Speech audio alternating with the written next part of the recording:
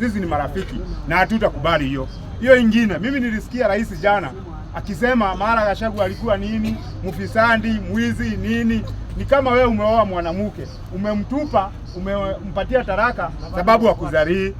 Alafu ukiulizwa umeoa mwingine miezi 3 miezi 4, unaulizwa mbona wewe huweki huyu mimba? Unajua yule wa kwanza sijui nini. Wewe fanyia Wakenya kazi, achana na Gachagua. Mambo ya Gachagua achana nayo, hayuko kwa serikali. Tulikuchagua ni wewe president, but because you are very incompetent, you are the most corrupt president in the world.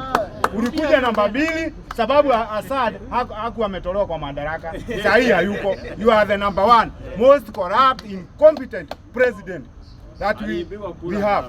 Hapo aliibiwa kura. Na mimi nikimalizia juu ya time, nataka kuambia mkuu gangari, hii serikali lazima tuitoe kwa mamlaka. Watake wapende wasipende. Thank you, Mr. Speaker. Sawa. Bunge power. Bunge power.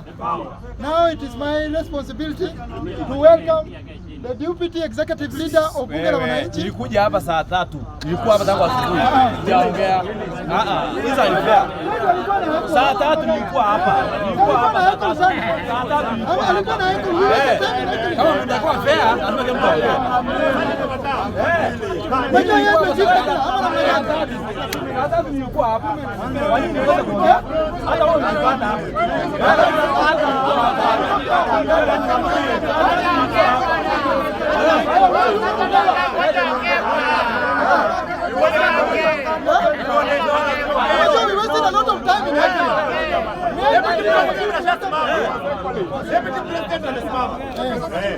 I was here from 9 a.m. Bunge la Wananchi. I was here from 9 a.m. Bunge la Wananchi. I was here.